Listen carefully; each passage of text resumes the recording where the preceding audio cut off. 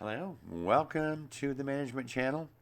We did organizational behavior, but now we're going to look at individual organizational behavior and values within the organization. So, in doing so, we're going to look at the four factors that influence behavior and performance. We're going to take a look at the five types of individual behavior in organizations. Look at the big five personality dimensions, the three ethical principles, and the four factors that influence ethical behavior, and maybe examine a little bit of the cultural values in the world. So, first of all, the original commonly used direct predictors of individual behavior and performance were ability, motivation, and the situation. The Mars model states there are four variables for predicting individual behavior and performance: motivation, ability, role perception, and situational factors. So when you look at the chart, the Mars model, you got personality and values, self concept, perceptions, emotions, and attitudes, and the amount of stress. All that goes with motivation, ability, and role perceptions as pertaining to situational factors, and that gives you your individual behavior and results of that behavior. So, what is motivation? Basically, it's the forces within a person that affects his or her direction, the intensity, and the persistence of their voluntary behavior. I love this little chick down here from Office Space. It's not that I'm lazy, it's just that I don't care. What exactly is employability? The natural aptitudes and learned capabilities required to successfully complete a task. The competencies are those personal characteristics that lead to superior performance. The challenge when hiring is to match the employee's job competencies with the job requirements. What does role perceptions mean? Well, it's beliefs about what behavior is required to achieve the desired results, understanding what tasks to perform, understanding the priority of tasks, understanding preferred behaviors, and understanding how to accomplish the tasks. Situational factors are those environmental conditions beyond the individual's short term control that either facilitate or constrain their behavior. Constraints are time, budget, facilities. Cues, for example, are signs of nearby hazards. And there's five categories of individual behavior. First, we have task performance, goal-directed behaviors under the person's control. Organizational citizenship, their contextual performance, cooperation, and their helpfulness beyond required job duties. Are they doing just enough to get by, or are they actually enjoying the work and trying to make it a better place? And counterproductive work behaviors, voluntary behaviors that potentially harm the organization. Joining, staying with the organization, agreeing to the employment relationship, remaining in that relationship more long term, and maintaining work attendance, attending when you're supposed to. Personality, relatively enduring pattern of thoughts, emotions, and behaviors that kind of characterize us, along with those psychological processes behind those characteristics. We have external traits or observable behaviors that we watch and see and sometimes mimic. Internal states are thoughts, values, they're all inferred from behaviors, and some variability, adjust to suit or fit into the situation. So, individual personality, quote, a combination of behavioral, mental, and emotional traits that define an individual. The official definition right there. These traits are based on genetics and environmental factors.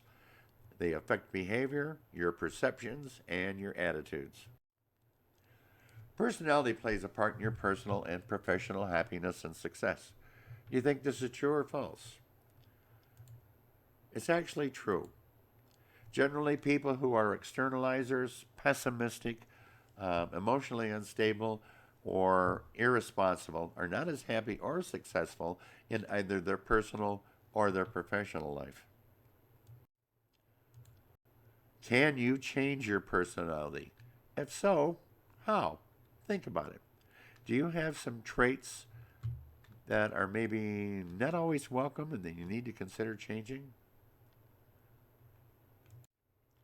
For instance, instead of taking offense at constructive criticism, welcome it as an opportunity to improve your perception to the other person or the employer. There are 5 dimensions of personality. 1, extrovert, outgoing, likes to meet new people, they're sociable. Agreeableness, likes to cooperate with others and work with a group to compete. Emotionalism, stable or unstable. Stable persons are calm, secure, and positive. Obviously, unstable is the opposite. Consciousness, responsible, dependable, organized, a planner, ethical, and you follow the rules. And then openness to experience, willing to try out new things. Are you adventurous and receptive to change? Pressing presenteeism, attending scheduled work when one's capacity to perform is significantly diminished by either illness or other factors. Nature versus nurture of your personality. Influenced by nature, heredity explains about 50% of behavior tendencies and 30% of temperament. The Minnesota studies showed that twins had similar personalities.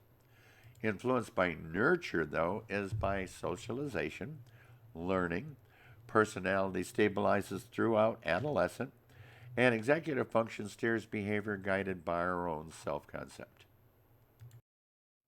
The 5 factor model is the most widely respected group of personality. Consciousness, again, organized, dependable. Agreeableness, trusting, helpful, flexible. Neuroticism, anxious, self conscious. Openness to experience. Are you creative or are you non conforming? And extroversion. Are you outgoing, talkative, and energetic? Obviously, you don't want to be the opposite. So, consciousness and emotional stability are the strongest personality predictors of performance. Extroversion is linked to sales and management performance or related to social interaction and persuasion. Agreeableness is effective in jobs requiring cooperation and helpfulness.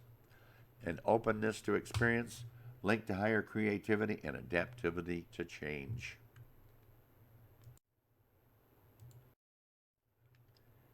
Used by many employers as a Myers-Briggs type testing, and they want to look out for your extroversion, introversion, sensing, intuitive, your thinking and your feeling, your judging and your perceiving. So basic.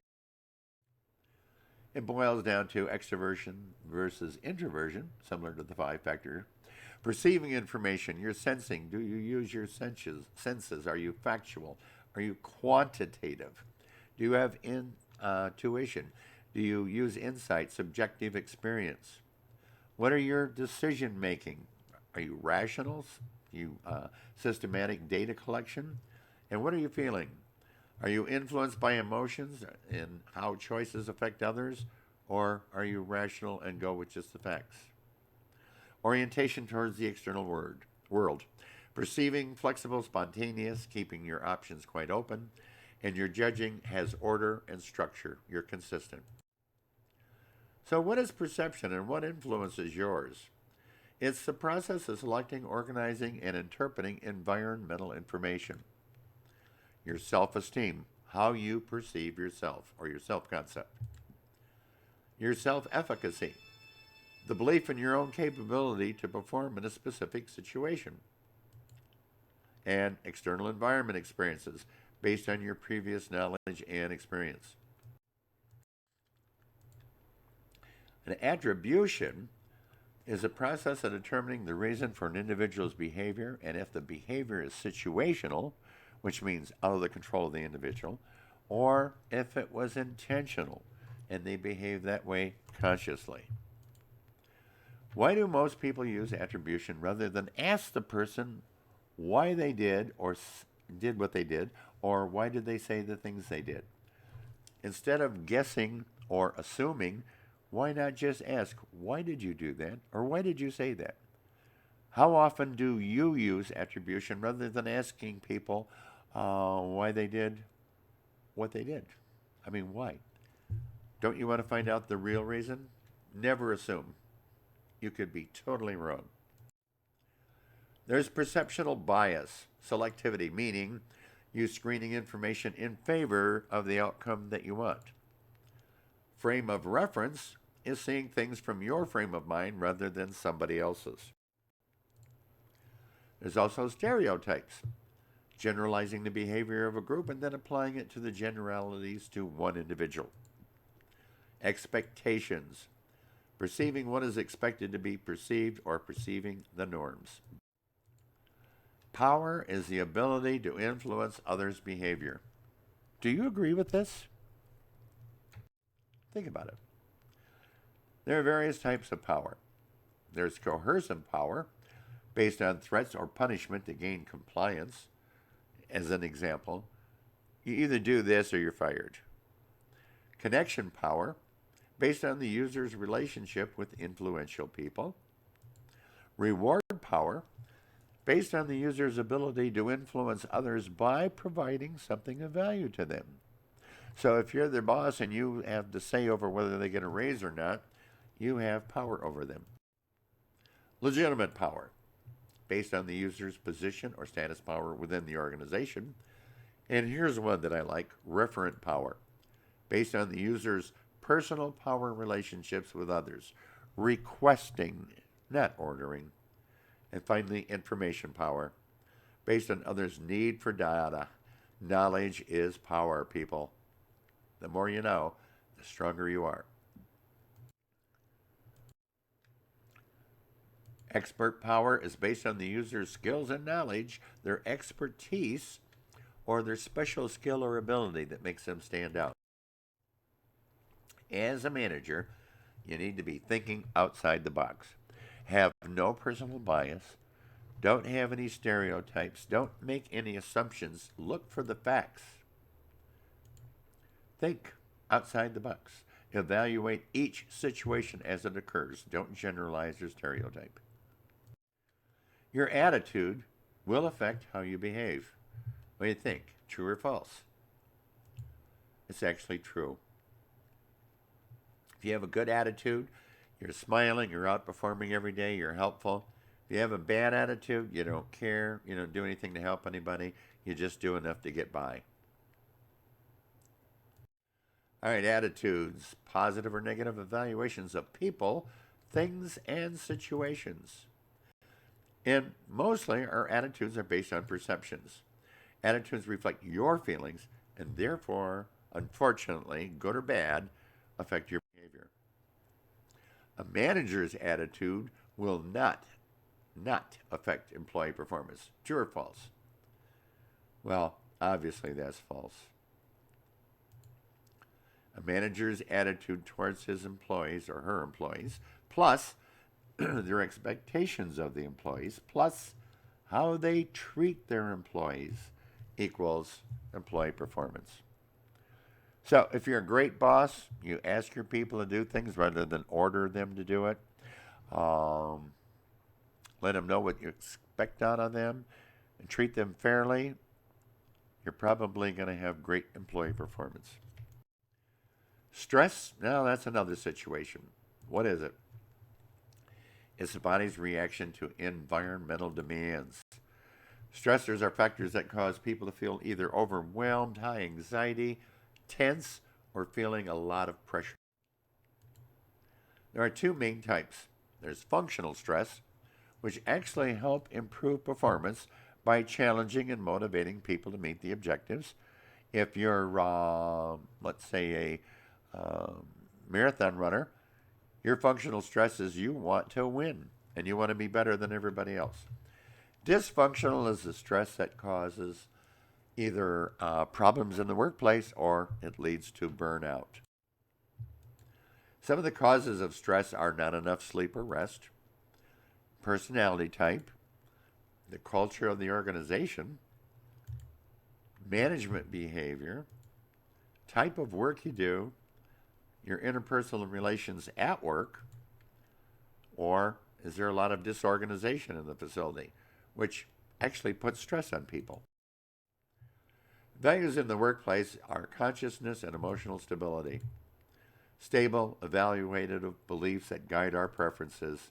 They define what's right or wrong and good or bad.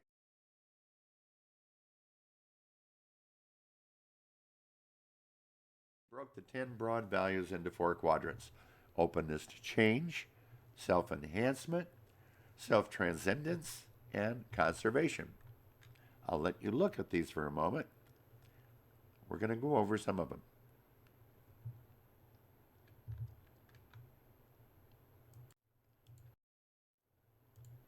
Openness to change.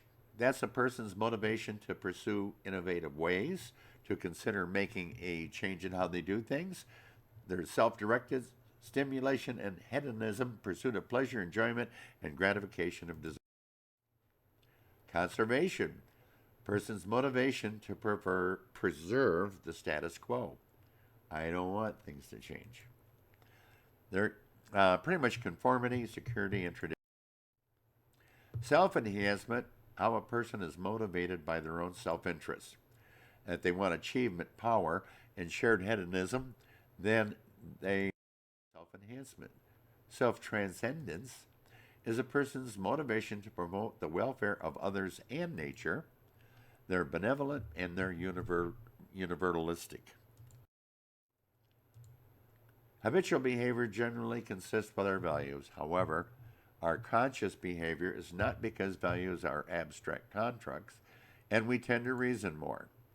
Decisions and behavior are linked to values when we have logical reasons to apply values in that particular situation, or when the situation allows or encourages values in an enactment, and we're mindful of our own values. Ethics in the business world is the standards of right and wrong that influence behavior. Right behavior is considered ethical, and wrong behavior is considered unethical. Ethical concepts are culturally bound. What is considered ethical in one country may not be ethical or unethical in another country. So, is it ethical and socially responsible for people to download music, movies, or software for free, which prevents the recording film or software companies and artists from getting any royalties and basically working for nothing? What do you think? Is downsizing and sending jobs overseas ethical and socially responsible? Is it ever proper to lie to your employees? My answer is no. You'll find that they respect you more if you're always truthful. Even if it's doom and gloom, tell them the truth. Are there times it is better to withhold the truth? That's a tough one. It depends on the situation, right? Is it acceptable to take advantage of your employees for the growth and benefit of the company? Well, I hope your answer is no to that one. So, personal ethical behavior pretty much falls down to one basic thing: do unto others as you would have them do unto you. So, following orders. What would you do if your boss ordered you to do something you thought might be unethical? Some options are to just do it, or you could not do it but not say anything. You could look more closely at what you're being asked to do, or you could go to your boss's boss to make sure it's okay to do it. But caution there, because if you go over your boss's head, you can imagine there'll be repercussions. You could tell the boss you won't do it. You could ask the boss to do it themselves. You could blow the whistle to an outside source like the government or media. Is following orders a good justification for you conducting any unethical practices? You know it's unethical. You're going to do it because your boss told you to do it. But in your heart, you know it's wrong. I don't think so. I don't think any job's worth that. Some guidelines to ethical behavior. Is it the truth? Is it fair to everybody concerned? Will it make goodwill and create better friendship? And is it beneficial to everybody concerned?